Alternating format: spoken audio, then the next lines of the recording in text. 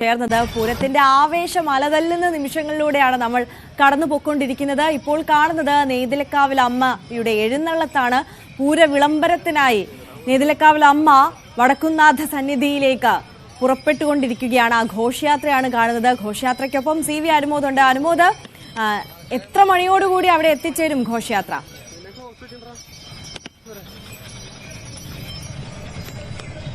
ആര്യ 10 മണിയോടെ തൃശൂർ റൌണ്ടിലേക്ക് എത്തുമെന്നാണ് നമ്മൾ കണക്കാക്കുന്നത്.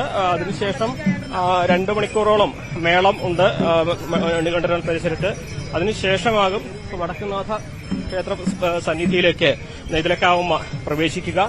പടിഞ്ഞാറേ നടയിലൂടെ കടന്ന് വടക്കുംനാഥനെ വലം വെച്ച് തെക്കേ ഗോപുരനട തുറന്ന് അമ്മ പുറത്തിറങ്ങി പിന്നീട് പടിഞ്ഞാറേ നടയിലെ വിളംബരം നടത്തുന്ന നിലപാട് തറയിലേക്ക് എത്തും. നിലപാട് തറയിലെത്തി അവിടെ ശംഖനാഥം മുഴക്കുന്നതോടെയാണ് വിളംബരം നടക്കുക. എന്താണ് കാലാവസ്ഥയൊക്കെ അനുകൂലമല്ലേ? കാലാവസ്ഥ അടിപൊളി. ഇറങ്ങിയപ്പോ മഴയില്ല, നല്ല മഴയായിരുന്നു. ഇപ്പൊ മഴയൊന്നുമില്ല. അതിപ്പോ ചാറ്റൽ മഴയൊക്കെ സൗകര്യമാണല്ലേ? ഇത് കുഴപ്പമില്ല. ഭയങ്കര മഴയായിരുന്നു, രാത്രി പേടിച്ചു പോയി. ഇപ്പൊ കുഴപ്പമില്ല. മേള എത്ര മണിക്കാണ്? 10 മണിയോടെ മേളം 10 മണി കഴിയും. 10-10:30. മേളത്തിന്റെ കമ്പടിയോടെ നേരെ വടക്കുംനാഥ.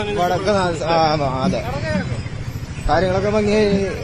മഴ ഇല്ലാണ്ട് നല്ലതായി. ആര്യ, ഈ മഴ തുള്ളികൾ ഇങ്ങനെ വീണുകൊണ്ടിരിക്കുന്നുണ്ട്. അത് വലിയ മഴയായിട്ട് മാറിക്കഴിഞ്ഞാലാണ് നമുക്ക് ചെറിയ ബുദ്ധിമുട്ടുണ്ടാവുക. അതല്ലെങ്കിൽ ഈ മഴത്തുള്ളി നനഞ്ഞ് ഈ ആളുകളൊക്കെ ഭഗവതിയുടെ കൂടെ ദേശം വരേക്ക് അങ്ങനെ പോവുകയാണ് ചെയ്യുക. ഇതാണ് മഴ പ്രശ്നമാവോ? മഴയൊന്നും ഒരു പ്രശ്നമില്ല. ഒരു പ്രശ്നമില്ല. മഴേനെയൊക്കെ അതിജീവിക്കാവുന്ന തരത്തിലുള്ള ആവേശമാണ് പൂരവുമായി ബന്ധപ്പെട്ട് തൃശ്ശൂര് നിലനിൽക്കുന്നത്. അപ്പൊ മഴയൊന്നും യാതൊരു പ്രശ്നമില്ല. ഈ ഓരോ തവണയും പൂര വിളംബരം എന്നത് ശരിക്കും പൂരത്തിന്റെ ആഘോഷത്തിന് സമാനമാവുകയാണല്ലോ അല്ലേ? പിന്നെ പൂര വിളംബരം പൂരത്തിനേക്കാൾ ആവേശത്തിൽ ആളുകൾ ഏറ്റെടുത്തതിന്റെ ലക്ഷണമാണ് കൂടെ കാണുന്നത്. അപ്പോ ഒരു തരത്തിലും പൂരം ഏതൊരു പ്രതിസന്ധിനെയും അതിജീവിച്ച് പൂരം വളരെ വലിയ മുന്നേറ്റം നടത്തിക്കൊണ്ടിരിക്കുകയാണ് എന്നുള്ളത് നമ്മൾ നേരിട്ട് കണ്ടുകൊണ്ടിരിക്കുകയാണല്ലോ. അപ്പൊ പൂരത്തിനേക്കാൾ വലിയ ആവേശത്തിലേക്ക് പൂര വിളംബരം എത്തിയിരിക്കുന്നു എന്നുള്ളതാണ് നമ്മളിപ്പോ കണ്ടുകൊണ്ടിരിക്കുന്നത്. 12 മണിയോടെ ചടങ്ങുകൾ കഴിയോ? എന്താണ്?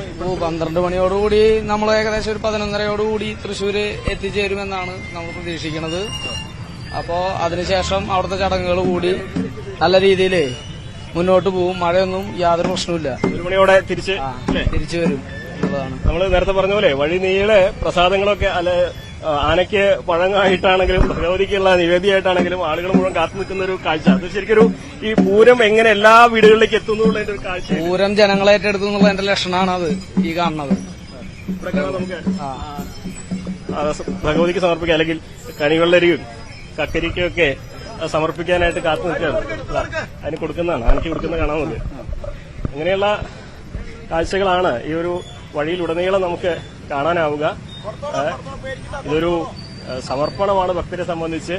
അതിലുപരിയായിട്ട് ഭഗവതിക്ക് കൊടുക്കുന്നു എന്നുള്ള സങ്കല്പം വിശ്വാസികൾക്ക് ഉണ്ടാവും. കുട്ടികൾക്കാണെങ്കിൽ ആനയ്ക്ക് കൊടുക്കുന്നു എന്ന സങ്കല്പം. എന്താണെങ്കിലും ഇത്തരത്തിൽ വളരെ ഒരു നാട്ടിൻ പുറത്ത് ഉത്സവത്തിനൊക്കെ നമ്മൾ സ്ഥിരം കാണുന്ന, എല്ലായിടത്തും പക്ഷെ കാണാൻ കഴിയാത്ത അങ്ങനെയുള്ള പല കാഴ്ചകൾക്കും നമുക്ക് ഈ ഒരു പൂര വിളംബരത്തിന്റെ ദിവസം നെയ്തലക്കാവമ്മയുടെ കൂടെ ഈ എഴുന്നള്ളത്തിൽ പങ്കെടുക്കുമ്പോൾ കാണാൻ സാധിക്കുന്നുണ്ട്. അതൊക്കെ ഒരുപക്ഷെ ഈ തൃശ്ശൂരുകാർക്ക് ഇതൊന്നും പുതുമുള്ളതായിരിക്കില്ല. അവരൊക്കെ ഇതൊക്കെ ഈ എഴുന്നള്ളത്ത് വരുമ്പോൾ പറ നിറച്ചു കൊടുക്കുന്നതും അവില് കൊടുക്കുന്നതും അതെല്ലാം തൃശ്ശൂരുകാർക്ക് പൊതുവെ ഒരു കാഴ്ച മാത്രമാണ്. പക്ഷെ തൃശ്ശൂരിന് പുറത്തുള്ളവർക്ക് ഒരുപക്ഷെ ഇതൊക്കെ അത്ര കൗതുകമുള്ള കാഴ്ചകൾ കൂടിയാണ്. എന്തായാലും നെയ്തലക്കാവിൽ അമ്മയുടെ പുറപ്പാടാണ്. ഘോഷയാത്ര ഇങ്ങനെ പുരോഗമിച്ചുകൊണ്ടിരിക്കുകയാണ്.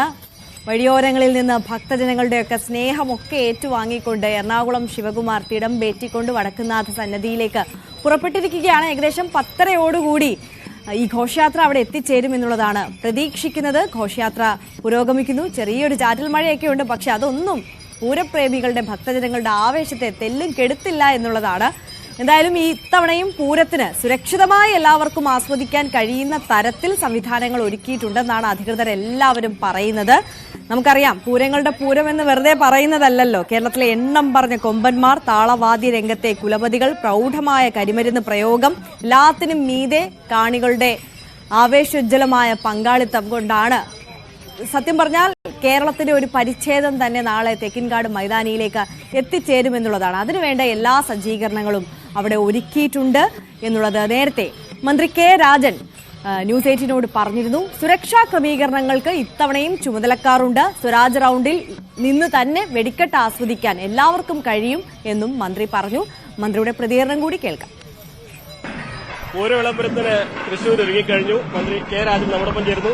രാജേട്ടാ, മഴ ഒരു പ്രശ്നമാകുന്നുണ്ട്? മഴ ഒരു ചെറിയ തുടക്കം, ചൂടൊന്നും മാറ്റാനുള്ളതാണ്, കുഴപ്പമുണ്ടാകില്ല. വളരെ ഗംഭീരമായിട്ട് പൂരത്തിന്റെ ഒരുക്കങ്ങളെല്ലാം നടന്നു കഴിഞ്ഞു. നെയ്തലക്കാവ് ഭഗവതി എറണാകുളം ശിവകുമാറിന്റെ പുറത്ത് തിടമ്പേറ്റി അവിടെ എത്തിച്ചേരുന്നതോടുകൂടി യഥാർത്ഥത്തിൽ പൂരം ഇനിയുള്ള മണിക്കൂറുകൾ മുഴുവൻ തൃശൂരിന്റെ ശ്വാസഗതികളെ പോലും നിയന്ത്രിക്കുന്ന ഒരു താളമായിട്ട് മാറാൻ വേണ്ടി പോവുകയാണ്. ഇന്നലത്തെ സാമ്പിൾ വെടിക്കെട്ട് ഗംഭീരമായി. സാമ്പിൾ വെടിക്കെട്ടിനേക്കാൾ ഗംഭീരമാകും യഥാർത്ഥ വെടിക്കെട്ട് എന്നുള്ള പൊതുധാരണയുണ്ടായി. ആ വിധത്തിൽ ഗംഭീരമായിട്ടുള്ള പൂര തയ്യാറെടുപ്പിലേക്ക് പോവുകയാണ്. എന്തൊക്കെ ഒരുക്കങ്ങൾ? സുരക്ഷ കുറെ കൂടി നമ്മൾ കഴിഞ്ഞ തവണത്തേക്കാളും കുറെ കൂടി സുരക്ഷാ ക്രമീകരണങ്ങളൊക്കെ നല്ല സുരക്ഷാ ക്രമീകരണങ്ങളുണ്ട്. ആ സുരക്ഷാ ക്രമീകരണങ്ങൾ മാത്രമല്ല, നല്ല തയ്യാറെടുപ്പുള്ള ആളുകൾ തന്നെയാണ് പൂരവുമായി ബന്ധപ്പെട്ട് വന്നിട്ടുള്ളത്. എഴുന്നള്ളിപ്പിനും മാത്രമല്ല, മേളത്തിനും മാത്രമല്ല, നിയന്ത്രണത്തിനും പ്രമാണിമാരാണ്. കഴിഞ്ഞ തവണത്തെ മുന്നനുഭവത്തിൽ നമ്മൾ ഒരുപാട് മാറ്റങ്ങൾ വരുത്തും. അല്ല, അങ്ങനെ വലിയ മാറ്റങ്ങൾ ഇന്നലത്തെ സാമ്പിൾ വെടിക്കെട്ടൊക്കെ കേരളം കണ്ടതിൽ വെച്ച് സാമ്പിൾ വെടിക്കെട്ട് നടന്നതിൽ വെച്ച് ഏറ്റവും ഗംഭീരമായിട്ടുള്ള വെടിക്കെട്ടായിട്ട് മാറിയതാണ്. ചില പ്രയാസങ്ങൾ ഉണ്ടാക്കാൻ ബോധപൂർവമായിട്ടുള്ള പരിശ്രമങ്ങൾ ഉണ്ടായിരുന്നു. ഇത്തവണ അതൊന്നും ഉണ്ടാകില്ല. സംശയം, വെടിക്കെട്ട് കാണാൻ എന്തെങ്കിലും തടസ്സം ഉണ്ടാകുമെന്നുള്ളതാണ്. ഒരു തടസ്സവുമില്ല. 10-20,000 ആളുകൾക്ക് പുതിയതായിട്ട് കാണാൻ പറ്റുന്ന വിധത്തിൽ ഒരുപക്ഷെ ഞങ്ങളുടെയൊക്കെ കോളേജ് കാലത്തിന് ശേഷം ആദ്യമായിട്ട് നേരിട്ട് അവിടെ ആളുകൾക്ക് റോട്ടിലിറങ്ങി നിന്ന് കാണാൻ പറ്റുന്ന ഒരു കാലമായിട്ട് ഈ കാലം മാറും. സുരക്ഷിതമായ അകലത്തിൽ സ്വരാജ് റൗണ്ടിൽ വളരെ സുരക്ഷിതമായ അകലത്തിൽ സ്വരാജ് റൗണ്ടിൽ തന്നെ നിന്ന് കാണാൻ പറ്റും. അതാണ്. എന്താണെങ്കിലും ഇത്തവണ മുന്നൊരുക്കങ്ങളൊക്കെ ഏറെ ശ്രദ്ധയോടെ തന്നെയാണ് നിർവഹിച്ചിരിക്കുന്നത്. എല്ലാവർക്കും സുരക്ഷിതമായി പൂരം ആസ്വദിച്ച് മടങ്ങാനാവുന്ന സംവിധാനങ്ങൾ ഒരുക്കിയിട്ടുണ്ട് എന്നാണ് മന്ത്രി വ്യക്തമാക്കിയത്.